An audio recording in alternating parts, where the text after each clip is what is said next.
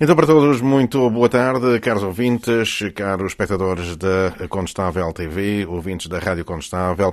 Também boa tarde para os comentadores, João Carlos Almeida, do PSD, Vítor Cavalheiro, do PS. Não podemos contar com Cátia Pinto, do Partido Chega. Começamos por olhar para o Plano de Desenvolvimento Social Sustentável e que foi apresentado esta semana pela Comunidade Intermunicipal da Beira Baixa para os 8 concelhos, onde foram, entre outros, elencados os 10 grandes problemas onde assenta a pobreza nos concelhos da comunidade, entre eles a demografia, também a imigração, os apoios sociais, a saúde mental, a educação, a habitação, a economia e emprego, comunidades ciganas e também transportes. E depois foi ainda proposto trabalho para cada um destes itens. Vamos começar então por falar sobre este Plano de Desenvolvimento Sustentável até 2030. Boa tarde, João Carlos Almeida. Já olhou para este esquema de trabalho, o que é que lhe apraz dizer acerca dele?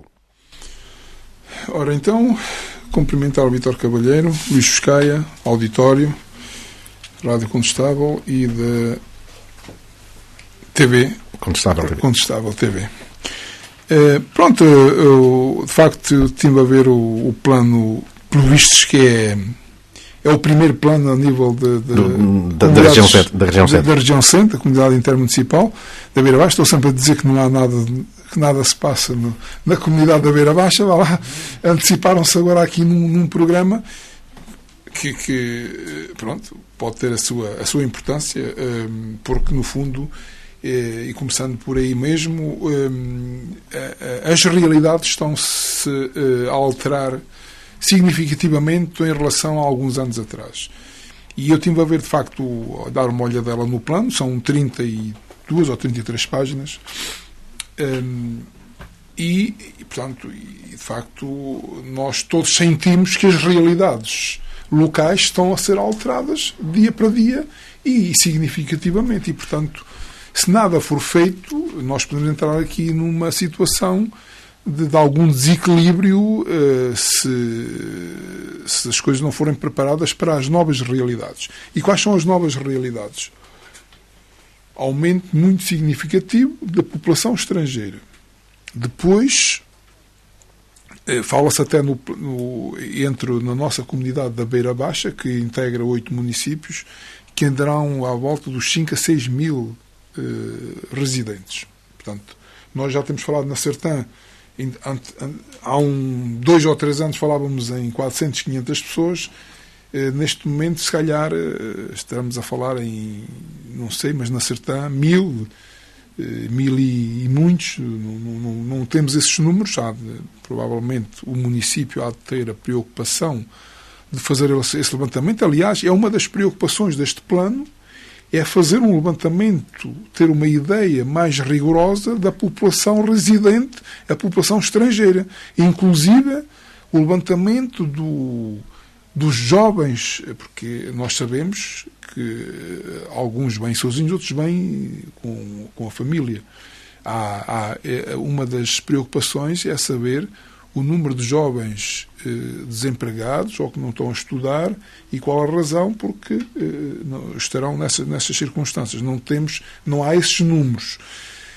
Temos à volta de 60 nacionalidades diferentes.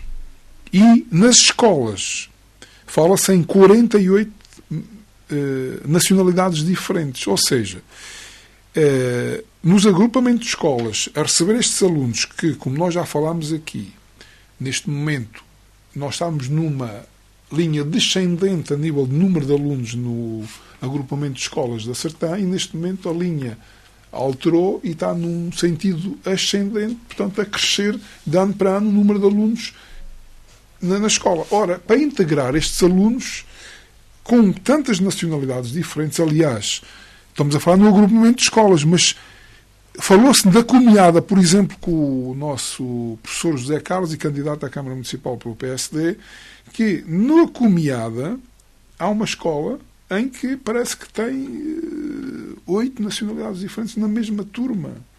E, portanto, isto não é fácil. E são nacionalidades, até aqui poderiam ser cabo-verdianos, por exemplo, e brasileiros, ou pelo menos dos PALOP. Dos PALOP. Hoje a realidade é completamente diferente. Vem de todo... Dos mais variados, aliás. Quando estamos a falar de tantas nacionalidades, não pode ser só dos PALOP. Exato. Neste momento, na Beira Baixa, são 48 nacionalidades que aqui estão registadas em termos de escolas. Em termos de escolas, porque nacionalidades temos 60, mas a nível de inscrições em escolas temos de 48 nacionalidades. Olha, é muita nacionalidade. Depois, o que é que acontece? Há uma necessidade aqui de aumentar o ensino, por exemplo, do português, para que estas pessoas possam integrar. Se não houver uma correta integração, a sociedade começa a ficar desequilibrada. Portanto, pronto. E depois uns não avançam, os outros têm dificuldade, não se pode fazer turmas de estrangeiros e turmas de... Portanto, tem que se integrar as pessoas. E, portanto, isto é uma realidade diferente, é um desafio que cada concelho tem que ter em atenção. Mas este plano é intermunicipal. A preocupação é que, tal como na Sertã, os outros concelhos que integram a Beira Baixa estão a sentir os mesmos problemas. Portanto, isto é transversal. Até porque este plano foi beber tudo quanto eram informações que foram fornecidas pelos gabinetes da ação social das câmaras municipais e porque podiam eventualmente chegar para aquilo que foi explicado pelo professor Roque Amaro, era de que poderiam ir às estatísticas, mas as estatísticas davam-lhe resultados completamente diferentes e então preferiram ir aos gabinetes da ação social buscar estes dados que são muito mais fiáveis do que ir buscar, por exemplo, aos censos. Obviamente, aliás, é visível para quem frequenta, como eu, muitas vezes a Câmara Municipal, por questões de trabalho, entrar por ali e ver sempre alguém, essencialmente até dos PALOP e de outros, a aguardar de ser atendido. Porquê? Porque, quanto a mim, eu penso, não estou bem dentro dos assuntos, chegam lá porque informação de outras pessoas, ou seja, quando vêm para cá já sabem à partida que têm direito a apoios e portanto vão ver deles, ou seja, a Câmara e os serviços sociais, neste caso estatístico, é a melhor fonte para que tenhamos números, mas não será suficiente, ou seja, falando-se a nível, esta reunião de dados não chegam. Depois tem que saber, a nível de agregados familiares, quantos estão a trabalhar e os que não trabalham, porque é que não trabalham ou porque é que não estudam. Vai-se já a um nível diferente.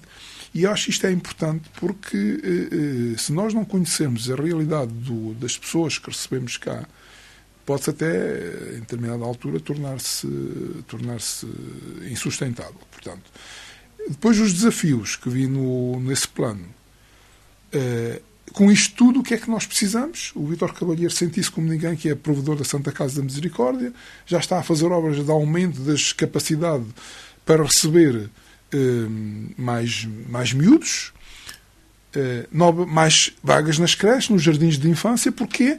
Porque estas pessoas têm direitos para se integrar. Mas ao terem direitos, porque quando nós falamos aqui que temos que lutar para que aumente a natalidade, estas comunidades não precisamos dar incentivos para o aumento da natalidade porque eles já trabalham bem esse aspecto.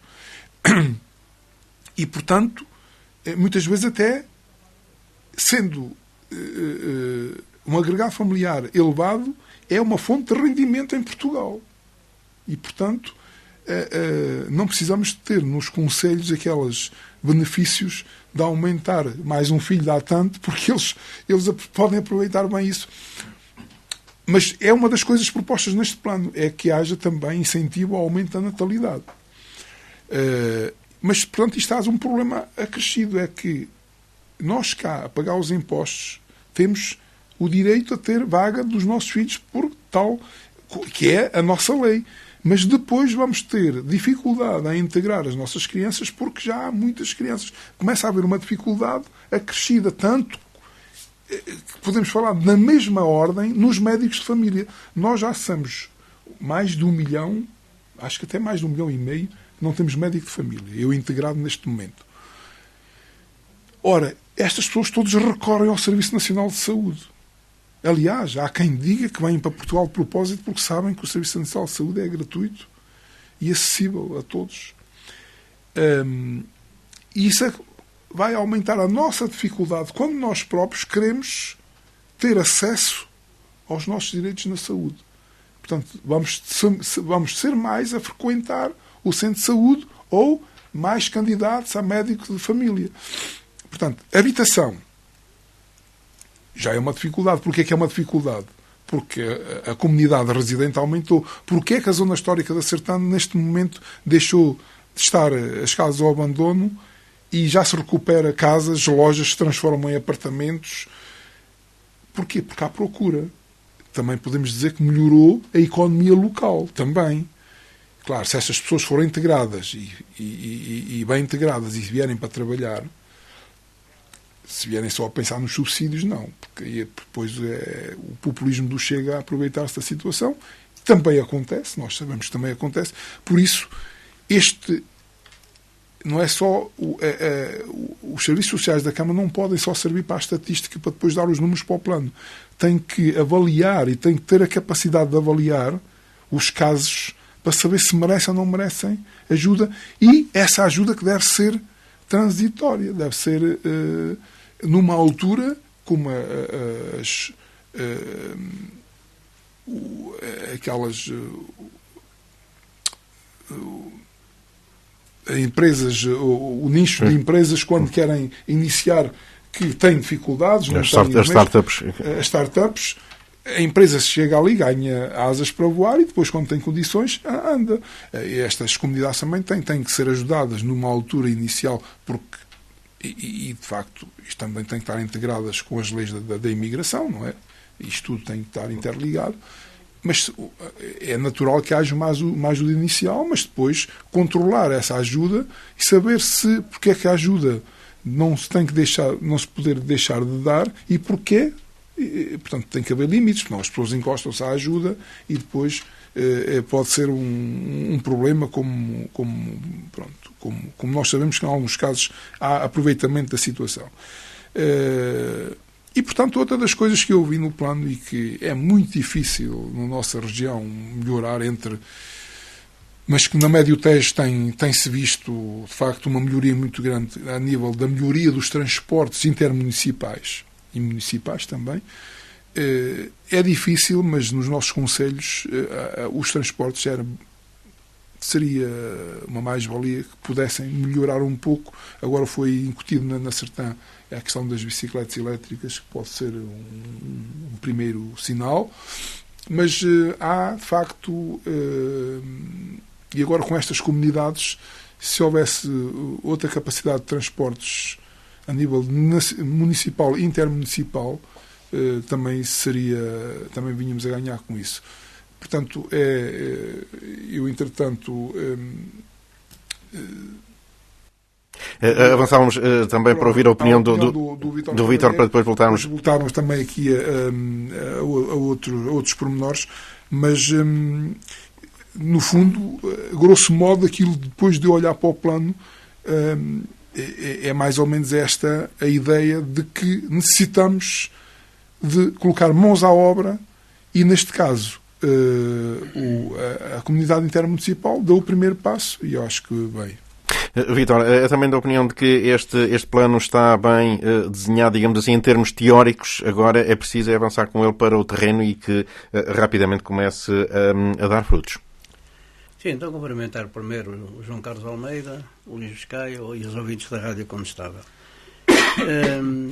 Sim, o diagnóstico eu acho que está bem feito. Quem se deu para estar aqui a julgar, mas eu acho que o diagnóstico é bem feito. As medidas, os problemas estão bem identificados. Agora,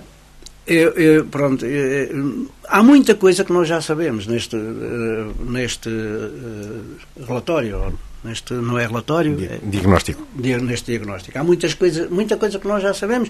E, aliás, como foi dito, portanto, isto é também um pouco baseado naquilo que são os dados existentes em cada município. Normalmente os municípios têm os dados mais ou menos fiéis, mais ou menos daquilo que é a realidade do concelho, acho que tem isso bem organizado. Isto é praticamente transposto para aqui e eu acho que as medidas estão bem identificadas. Mas eu continuo a ser um bocado cético relativamente, portanto, à execução daquilo que depois vai ser no terreno, porque isto está tudo bem identificado, está tudo bem feitinho, portanto, o diagnóstico do plano está feito, foi bem apresentado, muito bonito, bem esquematizado, mas depois no terreno, lá está a dificuldade que a gente muitas vezes... Eu lembro-me de haver assim muitas coisas. Houve aqui há tempos, nós chegámos aqui a discutir isto, os presidentes das câmaras juntaram-se aqui em Oleiros, se não me engano, da região centro, para fazer... Nunca mais fez nada, nunca mais houve continuidade. Não é? Eu não digo que seja aqui o caso. E se efetivamente isto se vier a concretizar, porque por aquilo que a gente ouvimos aqui, cada trimestre avança para o terreno uma medida. Se isto efetivamente for assim... Acho que é bom, sem cada trimestre, porque elas estão aqui também mais ou menos planeadas e estão definidas. Onde é que vão as intervenções, onde é que vão acontecer, no concelho, nos vários, são 8 concelhos, na Sertã, em Vila de Rei, em Idanha, pronto, nos 8 concelhos da comunidade intermunicipal da Beira Baixa. Está tudo bem identificado. Mas depois eu sou um bocado cético e fico um bocado na dúvida que depois isto tenha no terreno, que se consiga... Poder-se haver alguma coisa.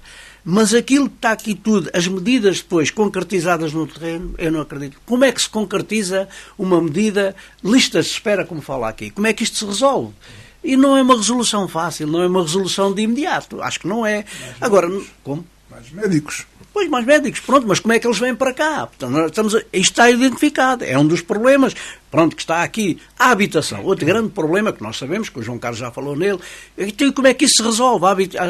Fazem-se casas, mas como? Como é que se fazem? Depois fazem-se casas, quem? A Câmara? Habitação social. Quem é que tem habitação social? Ninguém. Tem a Misericórdia. A Misericórdia, por acaso, é a única entidade que neste momento tem habitação social. Tem 30 casas de habitação social. Mas... naquilo que me diz respeito, enquanto ele lá estiver, não terá mais. Porque habitação social, tudo bem, com regras definidas também, porque eu costumo dizê-lo aqui aos microfones da Rádio Condestável, mas nós temos lá casas em que as pessoas pagam 5 euros de renda por mês. Portanto, uma habitação social desta, a Santa Casa da Misericórdia não pode ter habitação social com pessoas a pagarem 5 euros por mês e depois ter que ir tirar dinheiro dos lares, onde temos os idosos, para investir na habitação social. Está fora de questão. Isto agora veio a propósito da habitação social, que é outro problema e que eu não estou a ver como rendas elevadíssimas. É verdade, eu creio que as pessoas terão dificuldade em suportar essas rendas. 500, 600 euros, 400, tudo o que é nesta fase nós sabemos que é assim. Portanto, eu acho que isto que é muito bom, portanto... novas vagas na creche, vagas das creches e não sei quantas. É verdade que a Câmara também já tem um projeto para uma creche, portanto, à partida fará, digo eu que fará essa creche também. Nós também, a Santa Casa também já está a arrancar com a obra também para a ampliação, alargamento da creche para mais não sei quantos lugares. Mas para já nós sabemos que são insuficientes, não é? Insuficientes porquê? Por estas razões que estamos aqui a discutir, de muita gente que veio de fora, não é? Tanto que nós sabemos que há. Eu sei que, por exemplo, na creche do Pinheirinho, da Santa Casa da Misericórdia, aquilo que estamos aqui a dizer das várias nacionalidades, lá a gente já vai. Várias nacionalidades, pronto, não tenho nenhuma dúvida. Por acaso, até tipo para verificar, porque temos lá um gráfico e sabemos quantos são, mas sei que há várias nacionalidades, o que é normal. Não é, e depois o problema que está, e que também é elencado neste plano, que é a questão da comunicação, porque não basta a comunicação entre pares, digamos assim, como também a própria escrita que é diferente. E aí está na escola, seja, utilizando logo a parte da escola, que é um problema grave para, hoje em dia, para os professores poderem, não basta a questão da barreira da língua, como também da escrita. Sim, eu tenho ouvido alguns comentários, tenho ouvido, portanto, a nível da escola, a nível da educação, que realmente é difícil porque tem uma turma com 20 alunos. Se houver lá uma série deles que requeiram algum cuidado não é cuidado, no aspecto da língua, do português, como também já disse o João Carlos Almeida, é evidente que é muito mais trabalhoso e provavelmente, se calhar, para o professor e para a turma em si toda, porque há uns que provavelmente não conseguem acompanhar. Eu não sei como é que isso se processa nas escolas. Provavelmente isso também é estado estudado, não sei se implementado e é ter esse cuidado. Mas isso não deixa, é a tal readaptação, portanto, que tem que haver este plano de desenvolvimento social, aponta muitas... Primeiro faz o diagnóstico, e acho que na minha perspectiva também bem feito, e depois aponta algumas medidas, portanto, como o Luís Ficaia também já falou, a população, a demografia, o envelhecimento que nós sabemos que existe e que é enorme no nosso Conselho e nos outros Conselhos também. Estamos a falar dos 8 Conselhos da Beira Baixa, da Comunidade Intermunicipal da Beira Baixa, e a nossa zona é das mais envelhecidas que nós sabemos, não é? Das mais envelhecidas da Europa. E nós temos também, efetivamente, esse problema. Recordo-me aqui, porque estarmos agora também a falar nisto, que já houve aqui um projeto que até foi interessante, mas depois teve um timing, terminou, que era uma candidatura, se não me engano, que era uma candidatura da Câmara e da Santa Casa da Misericórdia, que era o CIM, Certém, Inclusão e Mediação, onde começaram a tratar muitos destes problemas. A comunidade cigana, que esteve lá naquele colóquio feito na Casa da Cultura, mas pronto, foi um projeto que teve um timing, uma candidatura, acabou e depois infelizmente não teve continuidade. Este plano e as medidas apontadas, pronto, é bom, não tenho nenhuma dúvida. Eu também, o João Carlos antecipou-se há bocadinho para dizer que foi a primeira comunidade da Beira Baixa. Eu já ia fazer esse comentário também, porque o João Carlos anda aqui a dizer nunca da região centro. Nunca fazem nada, afinal já houve aqui uma ideia. Haverá sempre, porque as pessoas talvez não, em termos de a comunidade portanto, é ligeiramente mais pequena, bastante mais, não é? Portanto, os recursos humanos também são menores e tal, mas as ideias, portanto, pode, num grupo pequeno ou num grupo maior, as ideias estão lá, e eu acho que isto foi uma boa ideia, como eu digo, parece-me bem também muitas coisas, a nível dos transportes. Eu não sou tão pessimista como o João Carlos, porque os transportes... Os transportes dentro dos municípios, as câmaras também, se quiserem fazer alguma coisa, podem fazê-lo. Não sei se têm verbas, candidaturas ou não têm, mas podem fazê-lo. Têm para já também nós ainda estamos nisso, pelo menos os nossos concelhos, na comunidade Médio Tejo, ainda temos o pedido de transporte, etc. Eles falam também aqui, no plano que apresentaram, como exemplo, o pedido de transportes, se calhar... Sim, que já está nesta altura. Esta semana foi feito entre o transporte acessível, flexível entre Catraia, Cimeira e Fratel, e também depois entre Castelo Branco e Idanha. Também são dois projetos piloto que vão nos próximos 6 meses arrancar para fazer essa ligação. Mas neste caso aqui, por exemplo, na questão de Catraia, Cimeira e Fratel, neste caso Proença Nova e Vila Velha de Rodão, tem a ver muito com o transporte, com a ligação depois aos expressos, que as pessoas no Fratel conseguem apanhar o expresso e, por exemplo, nesta linha entre a Catraia, Cimeira e Fratel, não tem tanto acesso, não tem outros transportes. Há a questão do transporte durante a época escolar, mas depois, quando as aulas quando há interrupção escolar, não há esse transporte, mas para já este é o projeto que está nesta altura em vigor. Pois, nos transportes, eu falo, realmente nós temos aí alguns problemas, a dificuldade nos transportes para ir às consultas também é um problema que identificou aqui, nas unidades locais de saúde e nos hospitais. Não tenho dúvida nenhuma que isso é um grande problema, que as pessoas queixam-se imenso dessa dificuldade de transportes, não é? Mas pronto, eu acho que as câmaras aqui também podem, não sei se internamente, os circuitos internos se calhar até funcionam dentro dos concelhos, mas depois quando se trata de ligações para o exterior, ligações necessárias, que normalmente as nossas ligações são Castelo Branco e Coimbra, infelizmente mais por motivos de saúde, que é onde se recorre e onde as pessoas recorrem com mais frequência, aí realmente há aí alguns problemas que pode ser que com este plano, com estas medidas, elas estão identificadas, vão ser implementadas, como se diz aqui, há de avançar para o terreno várias medidas, trimestralmente, pronto, e se isto... Eu, como eu disse há pouco, eu continuo assim sou um bocadinho cético relativamente a estas coisas, porque vejo muitas vezes fazerem-se muitos planos, é mais um plano, é mais uma série de medidas, é mais diagnósticos feitos e corretos, mas depois a resolução é que não anda.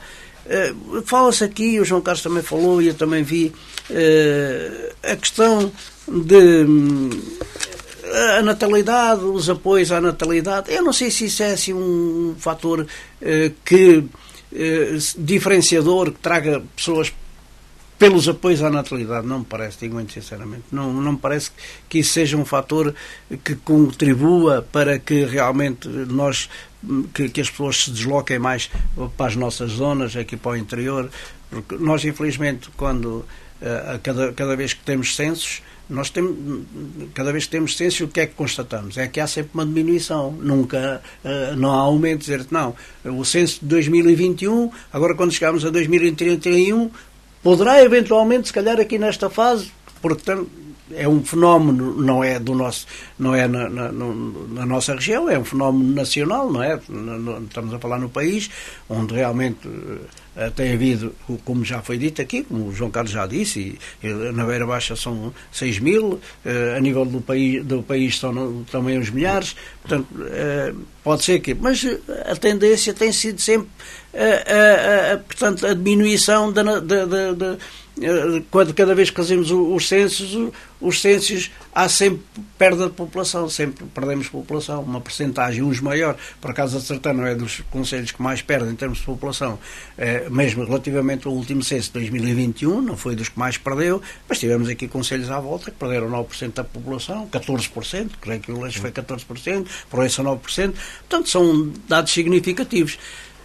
Que isto consiga inverter, nós agora, assim, a olho, como se costuma dizer, vemos muito mais gente na Sertã, e parece que o João Carlos falou em 500 ou 600, eu não sei, não faço ideia também, não há... Pois, exato. Agora está no dobro ou no triplo. Pois, se calhar agora haverá muito, não sei se há dados sobre isso, mas teremos muito mais, porque a gente vê as pessoas, não há dúvida nenhuma, a gente vê as pessoas andarem por ali e sabemos que somos um território ainda onde a gente se conhece praticamente todos uns aos outros e sabemos que é tudo, são caras desconhecidas, não é? Portanto,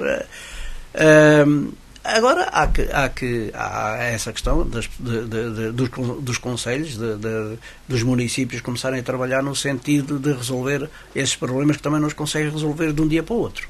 Mas, à partida, João Carlos Almeida, tendo sido feito o diagnóstico e também apresentado algumas das soluções através dos gabinetes de ação social das câmaras, já não vem de cima lá dos gabinetes de Lisboa ou do Terreiro do Paço ou de onde é que eles possam estar, mas já eventualmente será um olhar mais fino para estes problemas e eventualmente se calhar os problemas as soluções poderão ser mais cozinhadas, digamos assim, entre concelhos. Sim, são, digamos, problemas estudados mais internamente. De cada concelho, esta preocupação deve ter surgido. E até porque depois há sempre a preocupação, para aquilo que foi dito, há sempre a preocupação de cruzar dados entre os municípios. O que este está a fazer bem, tentar replicar e assim sucessivamente. Exatamente. Esta é um dos objetivos essenciais do plano social sustentável. Porque é a preocupação de ter os dados e de haver partilha dos mesmos dados e das mesmas preocupações. E, portanto, é uma preocupação não que há a preocupação nacional. Agora, é uma preocupação regional, ou seja, nós em comunidade começamos a sentir na pele esta alteração, para o bem e para o mal, E sendo transversal a todos os concelhos que integram uma comunidade intermunicipal, é para isso que as comunidades servem, que é para nós resolvermos os problemas que em conjunto será mais fácil. Porque aquela ideia, e que já até às vezes a nível de investimento, num concelho, se fazer uma piscina na Sertã, tem que se fazer uma piscina também em Sernás. Não, nós devemos ter, se calhar, serviços diferenciados na Sertã e em Sernás, de forma a que sirvam à população. Aqueles que devem estar na sede do concelho, os que podem não estar na sede do concelho, de forma a que não haja duplicação de investimento desnecessário. Portanto, aqui, a nível de comunidades intermunicipais, se funcionarem isso, que não é fácil, que nós sabemos que a nível de comunidades intermunicipais os concelhos continuam cada um a olhar para o seu umbigo e nos seus interesses particulares, mas tem que haver esta abertura de trabalho intermunicipal. E, portanto, esta preocupação que preocupa todos, e se houver soluções integradas, porque nós somos concelhos pequenos, e, portanto, infraestruturas criadas num concelho podem ajudar o outro concelho e vice-versa, e não estarmos a duplicar investimentos. E, portanto, há aqui a ideia, neste plano, de haver, por exemplo, uma feira anual de emprego nos 8 concelhos, a nível intermunicipal. Para quê? Porque, se calhar, é bom para os empresários que precisam de mão de obra e das pessoas que procuram emprego. Isto é uma... Vamos lá ver, não há feira de emprego a nível nacional, em Lisboa. Portanto, é uma réplica a nível regional. Portanto, é essa preocupação. Partilha de estratégias na habitação e social e no realojamentos. Na questão das creches. Pode haver até, inclusive, um concelho vizinho, não será fácil, mas que tenha lugares vagos. Porque não pessoas da Sertã estão a passar uma fase porque o que já falámos aqui vai melhorar a nível de oferta de lugares de creche, porque estando a Santa Casa da Misericórdia a aumentar a sua capacidade. Estando previsto uma creche municipal, evidente que vai melhorar em muito a situação da oferta a nível de lugares de creche. Mas até lá, se há um concelho vizinho que tem vagas e que se podem ser utilizadas por nós, não perdem nada com isso sem assumir e trabalharmos a nível de rede. Portanto, isto é uma das vantagens. Mas, João Carlos, se pudermos aproveitar. Só aqui mandar uma dica. Pronto, isso é verdade. Estou de acordo, é isso que está a dizer, é verdade. Agora, e a Santa Casa está a fazer a ampliação da creche, com hipótese até, neste momento, 20 lugares, mas com hipótese de converter mais 2 salas, é uma solução que nós temos em vista, ainda também para essa finalidade, mas eu depois também não sei qual é a abertura da Segurança Social para resolver estes problemas. Eu não sei ainda qual é que vai ser, não é? Espero bem que depois consigamos dizer, porque nós sabemos que isto existe. Lá, isto são candidaturas, estão aprovadas. Mas depois de dizer, está aberto, até agora. Os pais precisam, vão para lá e pagam. Espero bem que consigamos que estas burocracias todas depois não emperrem o sistema e que quando chegar à altura de nós admitirmos as pessoas não tenham que pagar, porque nós sabemos que a creche é gratuita. É gratuita porque é o Estado que paga. E a Misericórdia não tem condições financeiras para estar lá a meter pessoas gratuitas sem ninguém pagar, não é? Portanto, espero bem que essa é uma parte. Ora bem, como a saúde, nas creches neste momento são tendencialmente gratuitas. Não é?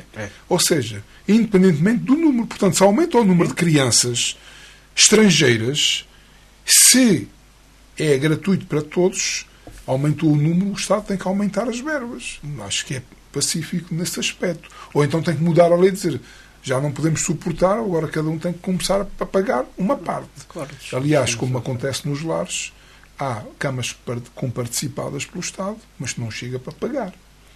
E, portanto, a pessoa tem ali uma almofada, mas a pessoa em si ou a família tem que pagar o restante.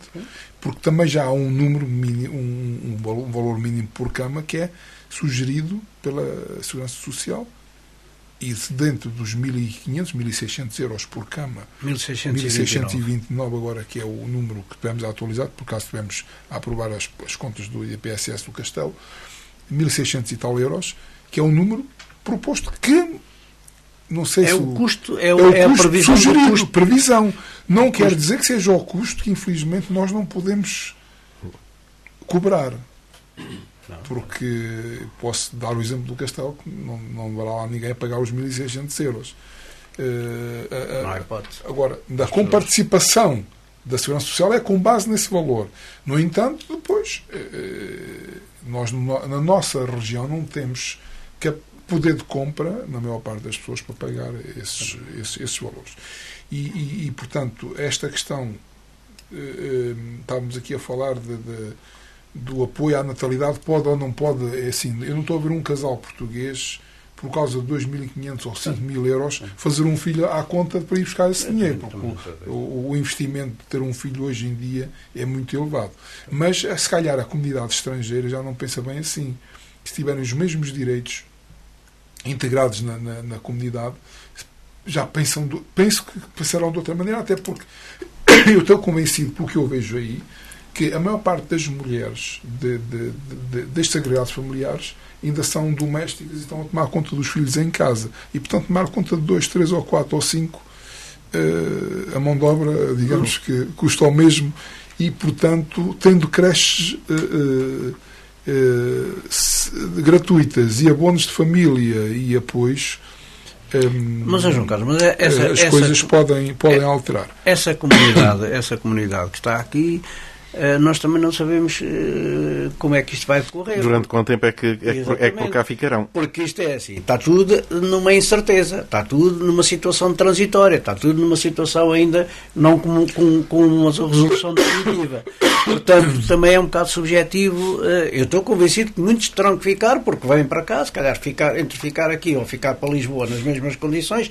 Agora, há que regularizar situações e não sabemos como é que isso processa, não é? As burocracias são enormes, a gente vê as filas das pessoas para tentarem resolver os problemas e pronto. Eu acho que a grande maioria, mesmo das pessoas que nós temos na Sertã, estão numa situação ainda de alguma instabilidade. Estão regularizados, tudo bem, mas a incerteza, uma grande incerteza relativamente ao futuro. Sim, eu diria até mesmo incerteza deles próprios, porque já fiz contrato com 2 ou 3 pessoas e depois de apanharem o contrato, parece que é aquela situação, depois de terem contrato e já de saberem qualquer coisa, estão aí para Lisboa, para outro lado qualquer. E, portanto, eles próprios muitas vezes têm essa situação, se calhar, de dúvida onde ficar. Mas, pronto, eles não podem ficar todos em Lisboa ou todos no Porto. Ou, pronto. Mas a questão, estávamos também aqui a falar, de facto, há uma dificuldade nos transportes, essencialmente, das localidades, aldeias para a sede do concelho. E nem todas as pessoas desta comunidade moram na sede do concelho. Moram fora. E a dificuldade de se movimentarem aumenta, porque depois das aldeias, que transportes é que temos? Não temos transportes. Pura e simplesmente não podemos considerar cá transportes. Ou que chamam um táxi, ou o transporte a pedido. O transporte a pedido é muito limitado, porque no fundo tem horários e tem dias próprios para aquilo. Não é quando se quer, não é quando se precisa, que é o mais importante, é quando se precisa. E portanto, tudo isto com uma maior percentagem de alunos com dificuldade para se integrarem nas turmas. Atrasa a própria turma no desenvolvimento dos outros alunos, porque o professor não tem a capacidade de passar tão rapidamente para a frente. Portanto, esta questão também deve estudar este plano, mais professores de apoio. Houve uma altura que havia professores a mais e horários. Agora, há falta de professores e há a necessidade de, se calhar, numa turma, haver mais do que um professor. Porquê? Porque o número de alunos a integrar é tão elevado que um professor só não se pode desdobrar e, portanto, tem que haver um apoio suplementar. Isto tem que ser estudado também. Pronto. E na questão da habitação social, a Santa Casa tem, de facto, por isso é que se chama Santa Casa da Misericórdia, muita casa e bem. Teve beneméritos. Teve beneméritos, foi boa altura, deve estar a fazer jeito a muito boa gente que provavelmente usufrui dessas casas, e que, mesmo que a Santa Casa e o seu provedor tenha que retirar algum dinheiro dos outros serviços, que não se arrependa, porque já falámos aqui várias vezes, as IPSS, Santa Casa da Misericórdia da Sertã não tem centro de dia. Não sei, já ouvi falar que teria a intenção, não sei se ainda continua ou não. Não é lucrativo. Investir no centro de dia hoje em dia não se pode estar a pensar em ir recuperar o investimento. Porquê? Porque nós verificamos e continuamos, mesmo tentando minimizar, continuamos a ter prejuízo nos apoios domiciliários e no centro de dia. E de onde é que vem digamos, o equilíbrio das contas da parte do residencial de idosos? Ou seja, mas, João Carlos, isso aí... e se formos por aí, no fundo, dizer assim, não vou tirar mais dinheiro dali, íamos deixar de fazer os serviços. Não.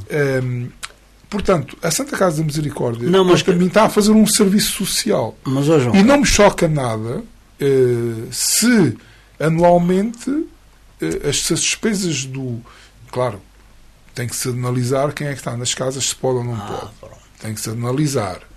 Mas, havendo necessidades... Mas 5 euros é uma renda? 5 euros não é renda. 5 euros não paga nada. 5 euros não é uma renda.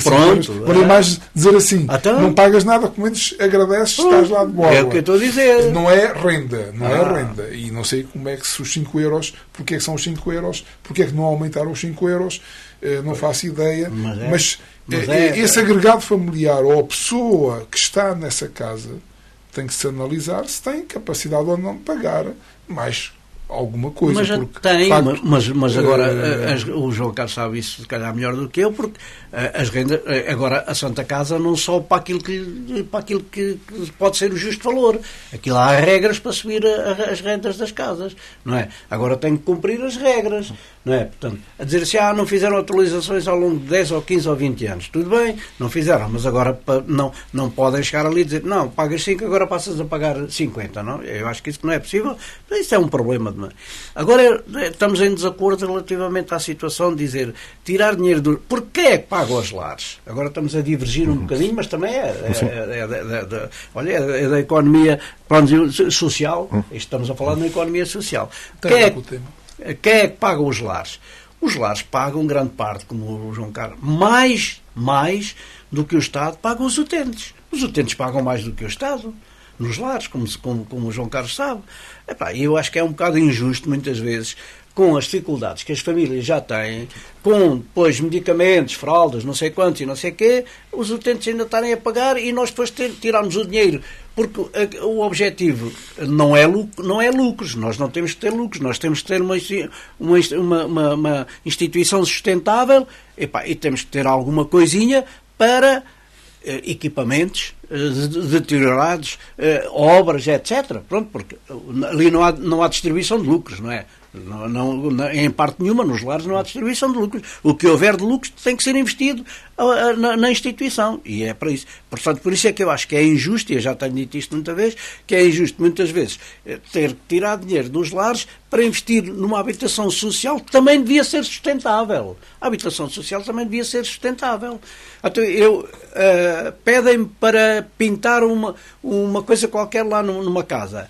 Compro uma lata de tinta por 70 euros, a pessoa anda 50 anos para pagar a lata de tinta, não é 50 anos, mas anda 10 anos para pagar a lata de tinta, ou 10 não chegam, 12 ou 13 anos para pagar a lata de tinta. Pronto, é isso que eu quero dizer. E também não estou contra as pessoas que lá estão. Portanto, isto é um à parte.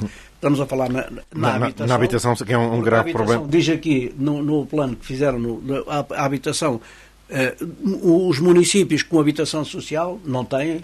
Creio que o Castelo é a única freguesia que tem alguma parte de habitação social. Não sei se aquilo é considerado habitação social. De resto, o município da Sertã nunca teve, não tem. Agora está a trabalhar na habitação social, no plano estratégico de habitação local, onde haverá muita habitação social, mas enquanto há e não há, pronto, as pessoas pagam 600 euros de renda, que também é um dos problemas diagnosticados aqui no plano de desenvolvimento. Rendas elevadas, valor elevado das rendas praticadas no mercado privado. E valor elevado não, valor elevadíssimo, que eu não sei como é que as pessoas conseguem. Eu tenho que andar com uma dificuldade enorme para conseguir pagar uma renda, pessoas que nós sabemos, eu sei que existem, pessoas a pagar 600 euros de renda. Eu não sei como é que as pessoas conseguem sobreviver, a pagar 600 euros de renda, com família, com alimentação, embora, felizmente, a nível da alimentação e a nível de apoios sociais também já há muitos, não é? Que as pessoas podem ir buscar, ou o Banco Alimentar e outros apoios sociais que eu sei que existem, pronto, a nível do município, não é no município, a nível nacional, e os municípios é que são os distribuidores.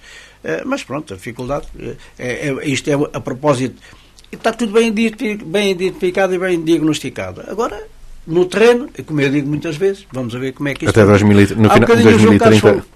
O João Carlos falou aqui, metas a alcançar o apoio, desenvolvimento social sustentável de cada concelho e a apresentação de candidaturas conjuntas a programas europeus. O João Carlos estava a falar nisso há bocadinho, depois não quis estar a interromper. E é verdade, vamos ver se os municípios também conseguem ultrapassar essa coisa do meu quintal e se conseguem, naquilo que é essencial, como o João Carlos há bocadinho dizer, há aqui uma coisa, há um serviço na Sertã. Pode não ser necessário haver em Proença, ou pode não ser necessário haver em Oleiros. Há um serviço em Proença. Pode não ser necessário haver na Sertã. Pronto, é isto que estávamos há bocadinho a falar também.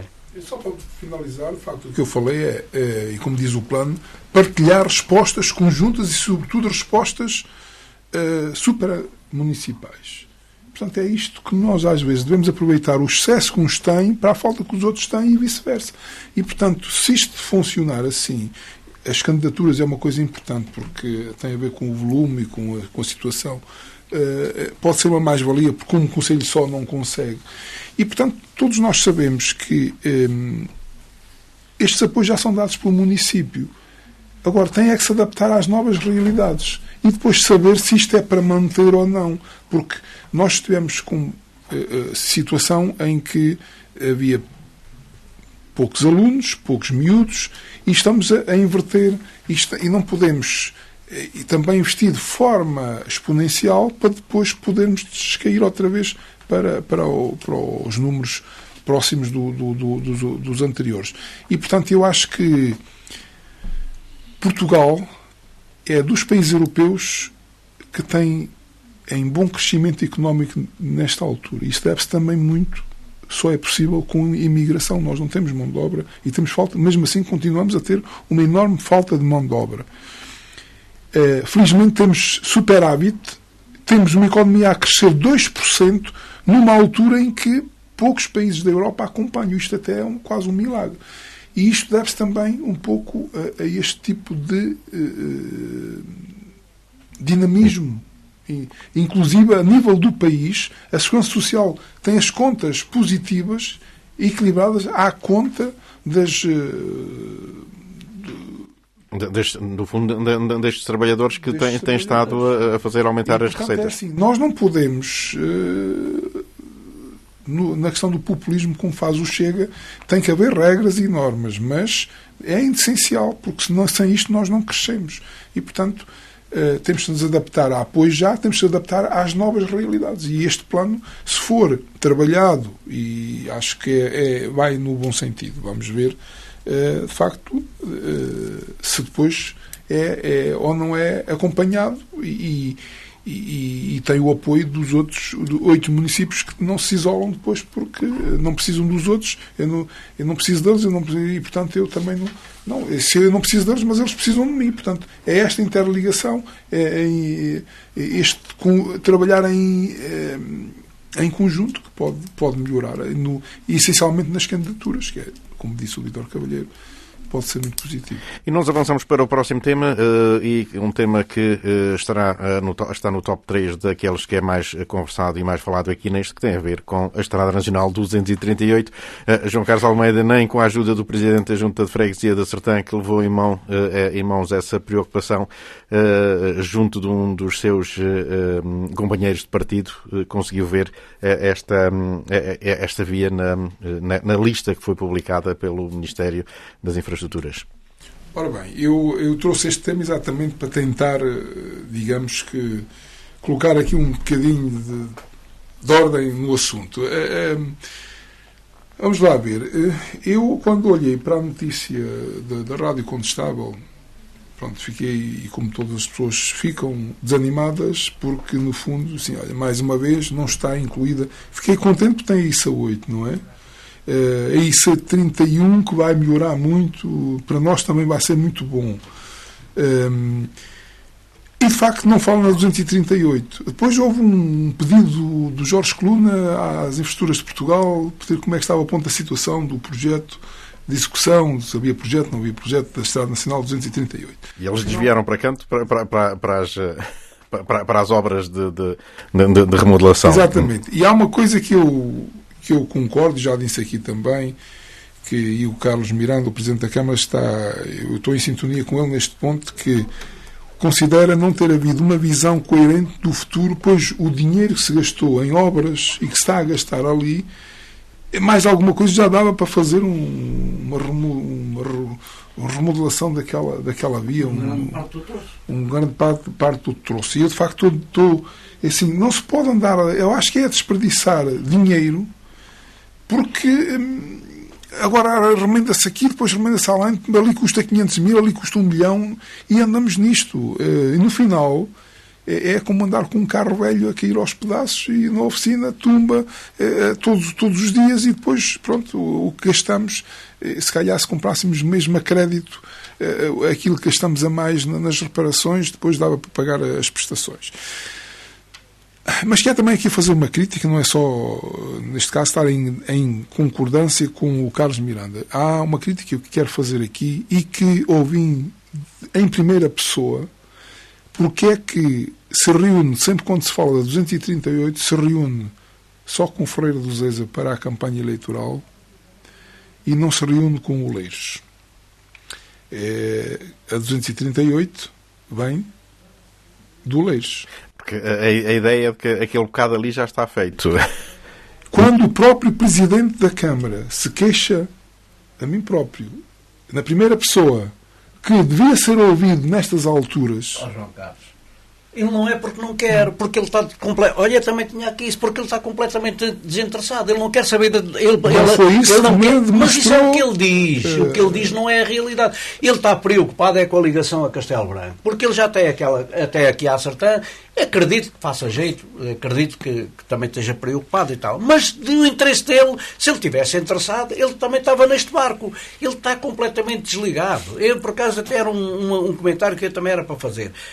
E no sentido, raramente se ouve uma palavra do Oleiros. Tenho aqui escrito, preocupado com a ligação, porque a preocupação dele é a ligação a Castelo Branco. E eu acho que podíamos falar até um bocadinho mais para cima, não é? Fundão, também podíamos falar, a 238. Fundão, mas eu acho que realmente Oleiros, Sertã e Ferreira dos Zezas, se calhar seriam talvez os conselhos mais interessados, mais preocupados. E é verdade, isso é verdade, que eu nunca vi Oleiros, mas de longa data, não estamos a falar de agora, de longa data. Agora, como o Luís Caia está a dizer, é verdade. Temos ali aquele troço, já está feito até à Sertã. Eles estão bem, eles ao fim e ao cabo até, neste aspecto, já têm um percurso razoável e bom. Agora, daqui para baixo, olha, pronto. Eu concordo que a importância da 238 para nós, que tem importância para nós, para eles não terá a mesma importância, dada a distância e a ligação, eles estão mais próximos de Castelo Branco, não quererão vir para Tomar em detrimento de ir para Castelo Branco. Nós próprios, aqui já não vamos para Tomar, vamos para Castelo Branco. Portanto, a ligação que se fez da Sertã para o Oleiros serviu bem para Oleiros, porque tem mais necessidade de vir, se calhar, deslocar-se para a Sertã do que o contrário. Mas mesmo para nós próprios tem uma mais-valia enorme, porque eu lembro-me bem quando tinha que percorrer aquela estrada toda antes da requalificação. E, portanto, agora, é evidente que podem-se dizer, eu não estou aqui a fazer, digamos, de juízo de valor, que se queixou de que, sempre que falam de 238, não integram, não falam com Oleiros. Isso foi uma realidade, foi uma queixa pessoal. E, portanto, eu acho que, em conjunto, temos mais, como ainda lá acabámos de ver na questão da comunidade intermunicipal, em conjunto temos mais força. E, portanto, se queremos, de facto, para eles não tem tanta importância, mas podem integrar o grupo de protesto. Mas também tem. Pronto. E portanto... Agora acredito que seja mais importante para eles a ligação a Castelo Branco, porque é uma tendência, pronto, é a ligação a Castelo Branco, porque nós temos boas ligações a Castelo Branco, e acredito que eles recorram muitíssimo mais vezes a Castelo Branco, que é o normal, do que tenham necessidade de deslocar aqui para baixo para Tomar, não digo para Tomar, para Lisboa, também vão, mas isso é uma vez por acaso. Agora a Castelo Branco, se calhar, é todos os dias. Vamos lá ver, se vamos aqui em comparação, Ferreira dos Ezas está bem servido para Tomar. Ferreira dos Ezas, uma parte muito pequena de Ferreira dos Ezas. Porque o Ferreira dos Ezas começa ali a seguir ao Val da Ursa, à ponta do Val da Ursa. Pronto, está bem, mas ok, mas em si, digamos que Ferreira, a sede em si está relativamente bem servido. Quem estiver em Ferreira provavelmente não reclama. A importância da 238 é maior para o Concelho da Sertã e para Sertães do Bom Jardim, no fundo, em concreto, na freguesia de Sertães do Bom Jardim. Verdade. E, portanto, não temos dúvidas disso. Nós temos que fazer mais força.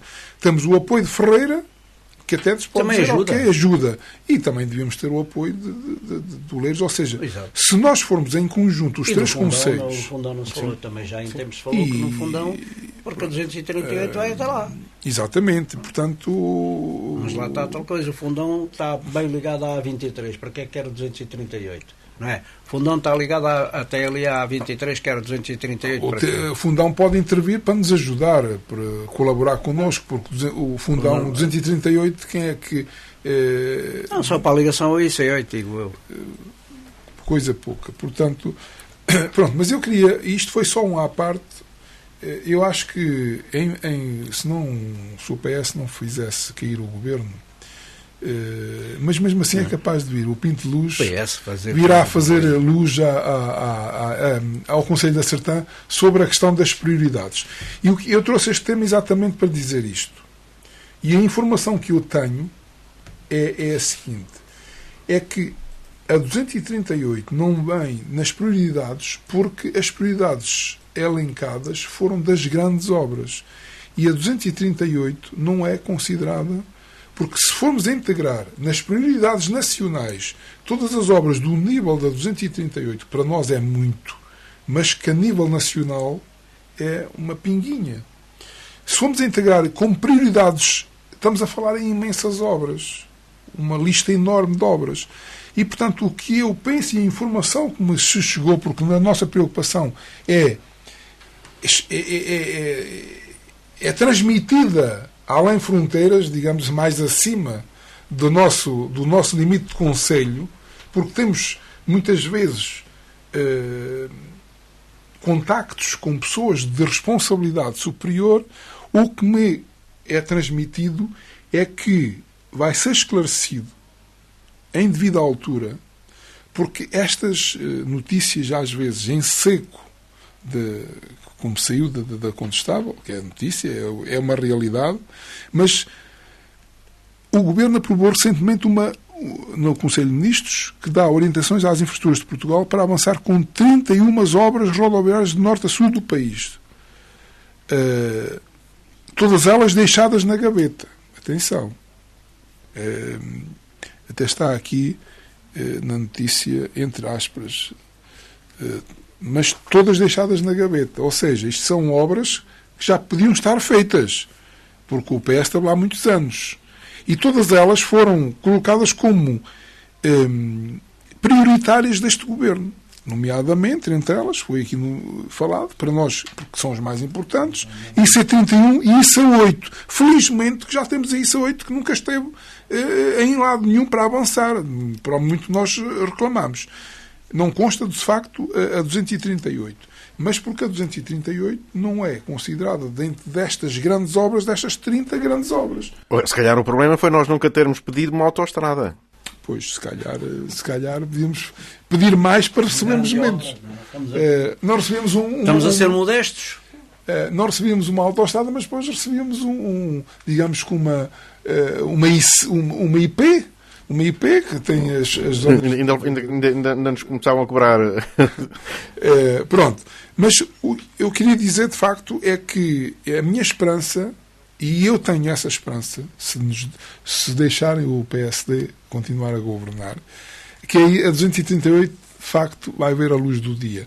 E isto vai ser esclarecido muito em breve, não sei se antes ou depois das eleições, que a obra, a 238, não está esquecida, não está na listagem das grandes obras prioritárias, porque não é considerado uma grande obra. Esta, de facto, é a minha opinião daquilo que eu tentei captar ao mais alto nível. Portanto, se é ou não é uma realidade, vamos ver o que é que será. Vítor, vamos continuar a sonhar. Não, vamos continuar a esperar sentados, que é melhor, porque, para já, queria dizer aqui ao João Carlos Almeida que o governo caiu única e exclusivamente por culpa do seu Primeiro-Ministro, não foi por culpa do Partido Socialista. Voltamos outra vez. Isto é um assunto, pronto, cada um defende, mas para mim, olhando assim e pensando racionalmente, eu se soubesse que ia apresentar, eu não queria que houvesse eleições, e se soubesse que ia apresentar uma moção de censura que não passava, eu dizia assim, não quero que haja eleições, não vou apresentar a moção de censura. Porque se as pessoas têm palavra e dizem não apresentem porque a gente chumba, não apresentem porque a gente chumba. Então, mas eu apresento porque quero que o governo caia. Pronto, foi essa a questão. Relativamente à 238, espero bem que o governo, o PSD, que seja governo daqui a 10 anos e que nessa altura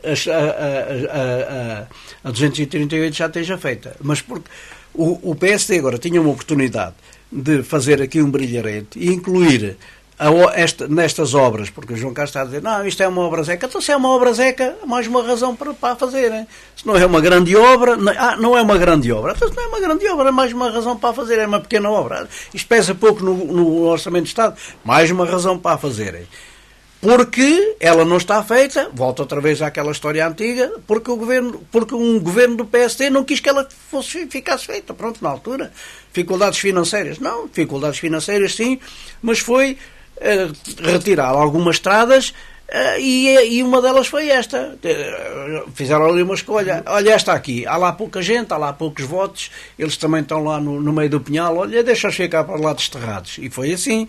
Portanto, por isso é que ela ainda hoje não está feita, porque senão ela já estaria feita como está feito aquele troço que nós falámos há pouco, da Sertã Oleiros. Está feito esse troço, que era neste pacote todo, mas que depois, pronto, o Partido Socialista perdeu as eleições, o PSD ganhou as eleições e entendeu não avançar com a obra. Como agora também entendeu não avançar neste pacote 31 obras rodoviárias. E esta não ficou, estava na gaveta e continua na gaveta. Muito embora nós tenhamos ouvido e tenhamos aqui discutido muito recentemente, e várias vezes até, que todos os partidos, já houve recomendações da Assembleia da República aprovadas por unanimidade de todos os partidos, como nós já aqui falámos, e não é por falta de, neste caso, de algum consenso a nível dos partidos, a nível partidário. É uma questão do governo. O governo entende que isto não é uma prioridade. E depois andam, como falámos aqui há pouco, anda-se a remendar, continua-se a remendar,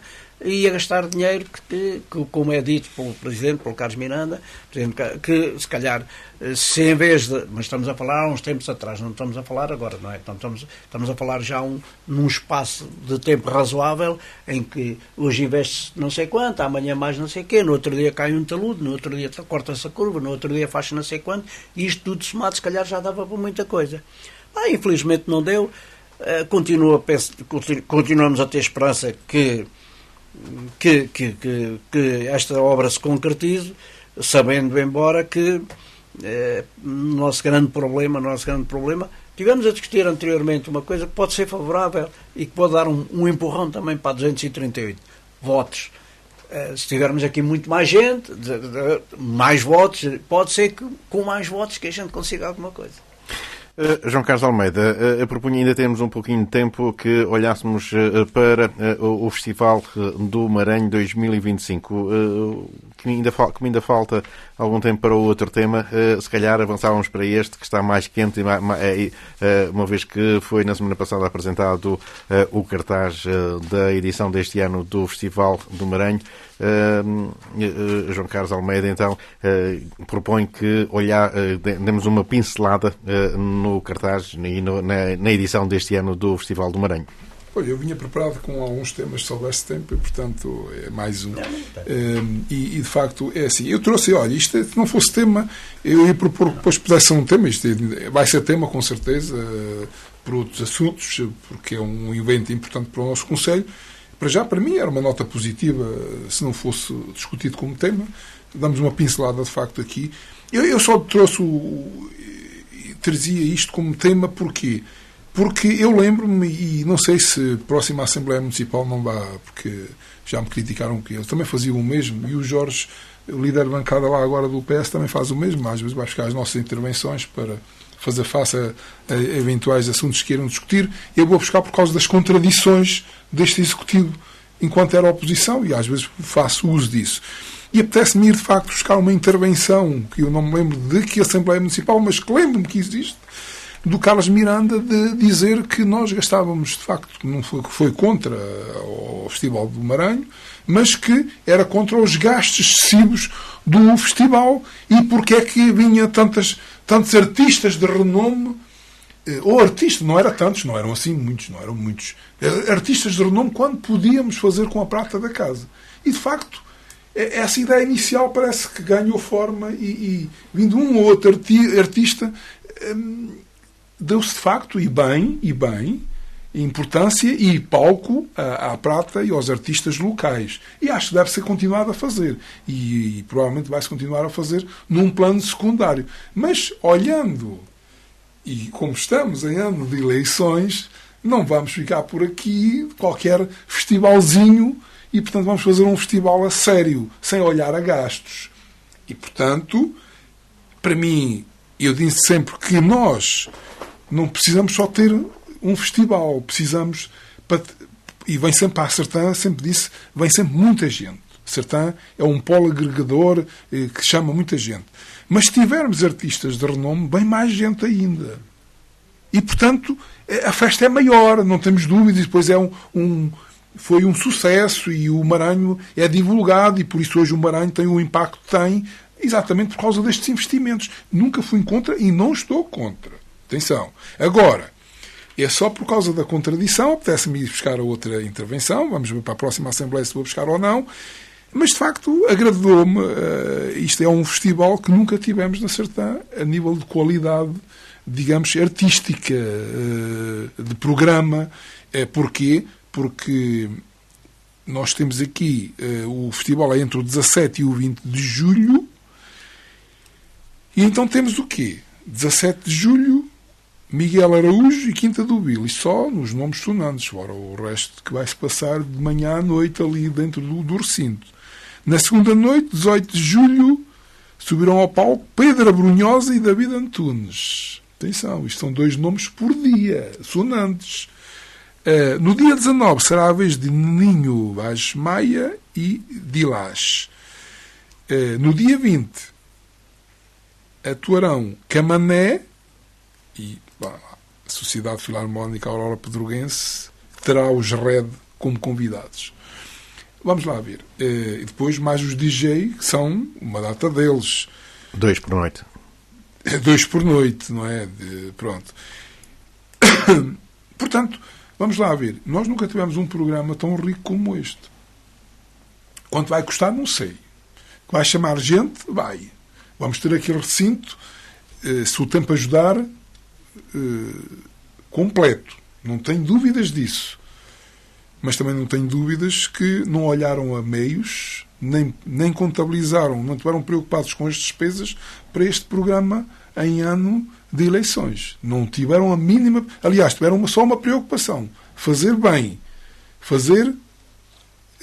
Trazer muita gente, dar um impacto grande. Continuo a dizer, é positivo, mas está em contradição com aquilo que se defendia antes. E, portanto, apeteceu-me trazer esta provocação aqui para o Vítor Cavalheiro, que provavelmente não se esqueça de tudo o que se passou para trás,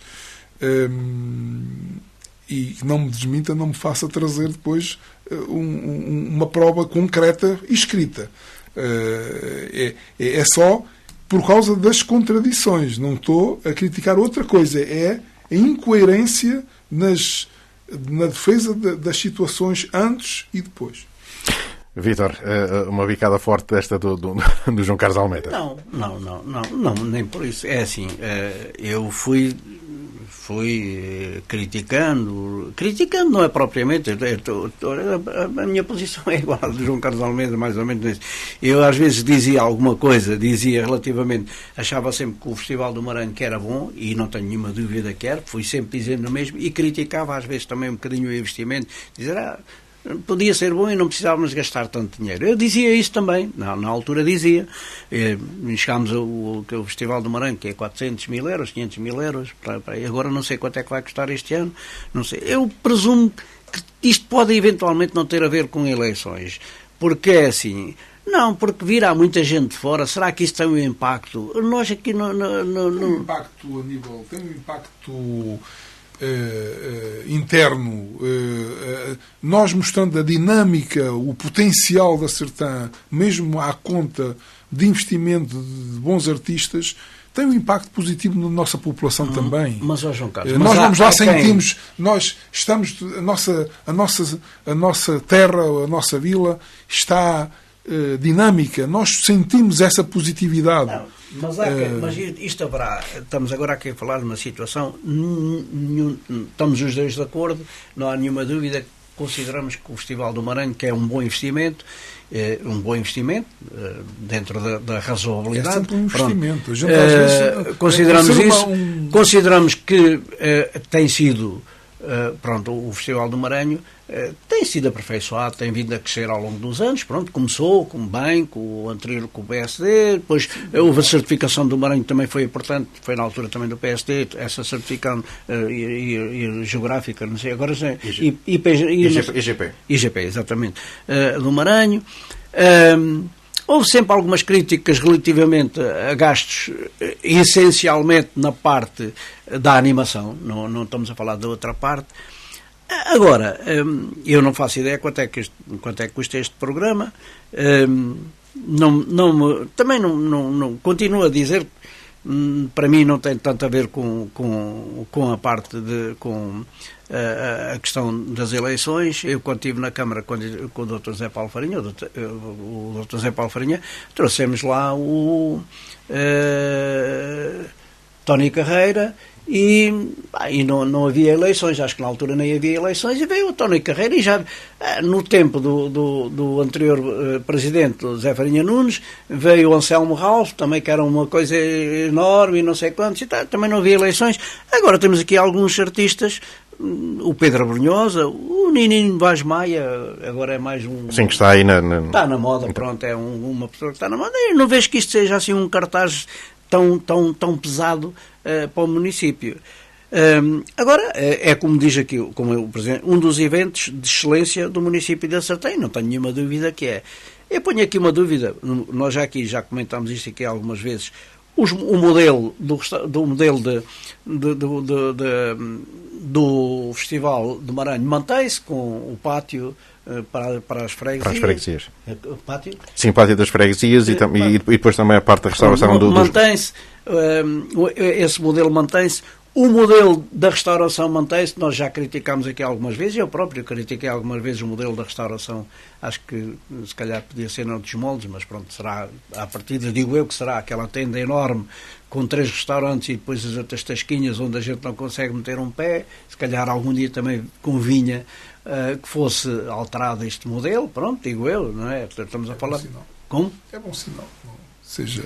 Não, é verdade, não conseguimos meter um pé, não é? Não é essas tasquinhas, não é? Mas os restaurantes já também têm algum movimento. E mesmo nas bebidas de cerveja, por exemplo, são muitas e mesmo assim estão todas cheias, não é? Pois, exato. Temos que... É um sinal positivo. Isso mas pronto, eu acho que vai haver uma crítica, vai haver a crítica da falta de apoio. Vai sentir-se, não acredito que até lá esteja colocada, e vai sentir-se, porque depois o movimento é grande e as pessoas passando de um lado para o outro e tal. A Carvalha não é um espaço, como nós sabemos, não é um espaço demasiado grande para fazer aquele evento. É um espaço antes pelo contrário. É um espaço desculpa.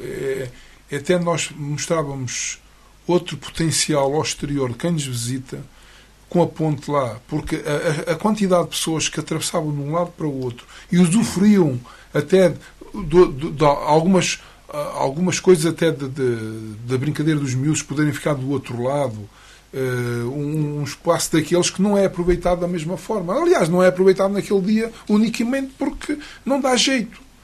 As pessoas não têm que passar por lá. E muitas vezes tinham que atravessar ali, era mais prático. E, portanto, isso é uma, digamos que, falta de visão.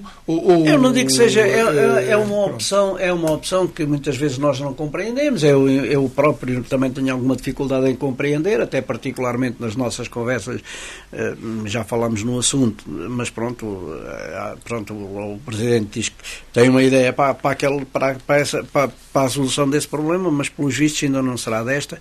E isto agora, eu digo isto porque com muito movimento, eu recordo-me que na altura não havia ponte e quando veio cá o Tony Carreira nós colocámos uma ponte flutuante, não sei se recordam disso, porque o movimento era enorme e tinha que ser, e deu um jeitão brutal, as pessoas às vezes com a água ali a abanar, mas foi uma ponte flutuante, porque havia a necessidade de estabelecer ali uma ligação entre as margens. Pronto, isto vai notar-se, eu só tenho aqui, só quero dizer que vai notar-se. Pronto, como diz o Presidente, isto é um evento de excelência, é um evento que tem estado a ganhar, portanto, cada vez mais, não há decadência, não se nota nenhuma decadência no Festival do Maranhão, antes pelo contrário, tem vindo a crescer ao longo dos anos, pronto, começou bem, na altura do PSD, e agora tem-se mantido, pronto, e vai havendo se calhar mais algum investimento, digo eu, também não sei qual é o investimento, não sei qual é. Aquilo que foi perguntado ao Presidente na apresentação, ele não deu um número certo, porque, como diz, vai haver, os contratos vão começar a ser feitos e não há um valor para já estipulado para esta edição. Como nós sabíamos, nós no plano e orçamento, se não me engano, nas atividades mais relevantes ou numa dessas coisas estava lá previsto um valor que rodava 500 ou... que o valor está lá previsto, pode aumentar ou diminuir. Sim. Então, previsto sim. A partir daí Sim. É meio caminho andado. Sim. Interessa lá estar. Sim. Não interessa lá como costuma estar às vezes os 100 euros. Os 100 euros. Podia ir para os 100 mil, para os 500 mil. Uma coisa é certa, eu vou estar curioso e vou, nas contas, vou querer saber quanto é que se gastou, quanto é que se vai gastar neste festival. Porquê? Uma questão de coerência é eu poder falar do antes e do depois.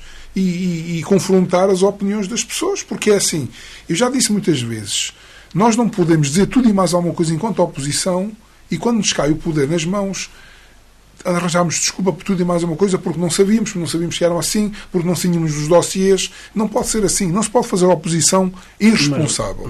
E, portanto, nós quando fazemos e prometemos coisas ou dizemos que está mal uma coisa, devemos fazer diferente e não igual ou pior. E, portanto, é o que acontece em muitos casos com este Executivo. Mas eu aqui, neste caso, não vejo isso. Eu acho que há uma continuidade do que era o Festival do Maranhão. Eu não estou a ver. Nós estamos aqui a falar, o João Carlos referiu-se aqui ao cartaz, aos artistas. Eu não me parece que os artistas sejam mais caros do que eram habitualmente. Não me parece, mas eu também não tenho esses dados. Depois, aquilo que o João Carlos disse relativamente à prata da casa. Eu acho que tem mantido a prata da casa. Não, têm lá estado todos. Eu vi até que alguns agora vão para o palco principal, o que é bom. Acho que é a primeira vez. Sim, vão fazer uma... Estão a valorizar a prata da casa. Eu acho que isto que é bom. E as pessoas também... E este Executivo, quer queiramos, quer não, tem valorizado muito os nossos artistas locais. No verão, isso não tenho nenhuma dúvida, nos eventos de verão, pronto, tem valorizado imenso. Também a oportunidade das duas bandas filarmónicas fazerem o encerramento tem sido rotativo, isto também já vem há algum tempo, pronto, e ainda bem continuam, que acho que também é uma boa aposta, pronto, é da parte da casa, e as bandas também se sentem honradas e sentem também que há algum reconhecimento e alguma valorização para o trabalho que fazem durante o ano inteiro. Uma vez a Filarmónica União Sertaginense, outra vez a Sociedade Aurora Pedroguesa. Pronto, o figurino do Festival do Maranhão tem-se mantido. Pronto, agora é natural que vá melhorando. De ano para ano, que vá havendo mais uma coisa que se vá melhorando, o que é bom. Pronto, mas eu não estou a dizer quando se critica e depois se faz igual ou pior. Este pior não quer dizer que não seja pior naquilo que achavam que, neste caso, é para melhor. Agora, há coisas que se podem melhorar a nível de estratégias e de organização interna e até de outros pequenos investimentos. O que eu critico aqui é o aumento exponencial de investimento a nível de artistas, que era aquilo que era, no fundo, criticado pelo Executivo e, inclusive, pelo Vítor Cavalheiro, que criticava muitas vezes, de facto, também esse aspecto. Não estando nunca em desacordo, mas que o investimento podia ser menor. Aliás, o Vítor Cavalheiro acabou de dizer e assumir isso, e, portanto, eu só quis falar na altura do Carlos Miranda e buscar uma intervenção dele. Já nem falei do Vítor Cavalheiro, porque nós já sabemos que o Vítor Cavalheiro, pronto, se lhe oferecer esta caneta, que provavelmente é visível na rádio, na Consável TV, ele até começa a gostar da cor. Mas pronto. É uma cor agradável. E, portanto, é assim, é só neste aspecto que eu quero, no fundo, criticar, que é no fundo, a incoerência dos números, porque do resto eu concordo plenamente, e isto vai ser, só espero que o tempo ajude, porque este ano tem sido um bocado atípico. Se o tempo ajudar, vai ser um festival dos melhores que nós tivemos até agora, não tenho dúvidas disso. Então, melhor é deixarmos o outro tema, porque ainda não foge fora daquilo que está previsto ou não. Avançámos para as notas soltas, notas positivas e notas negativas. Começávamos, como é óbvio, pelo João Carlos Almeida. Eu até hoje até estou assim com esta áurea. Só trago notas positivas, não quer cá nada negativo, porque, pronto, eu vou ter um fim de semana, digamos que até, provavelmente, se tudo correr bem, agradável, e não quero trazer notas negativas neste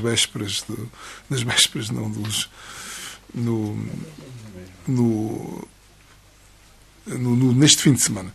E então, o que é que acontece? Nota positiva. Diogo Matias, reeleito presidente da JST. Uma J dinâmica que precisamos, essencialmente, agora em eleições, vésperas de eleições. A juventude tem sempre uma palavra a dizer, e esta juventude dinâmica demonstra uma excelente capacidade de trabalho, espírito de compromisso, e, portanto, vão ajudar, de facto, a mobilizar as tropas, e é positivo. Outra nota positiva é do nosso conhecimento.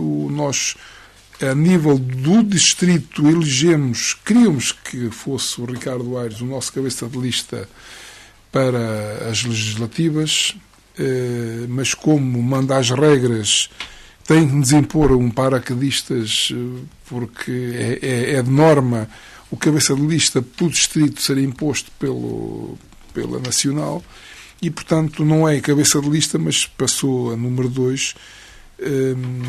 E, portanto, eu espero que o Ricardo Aires nos fique a representar na Assembleia da República, porque, de facto, é uma pessoa que conhece o nosso concelho, o nosso distrito, e, portanto, é uma pessoa politicamente conhecedora, reconhecido, e, portanto, vai ser... E foi unânime a escolha entre todos os concelhos do distrito para este nome. Portanto, é muito positivo.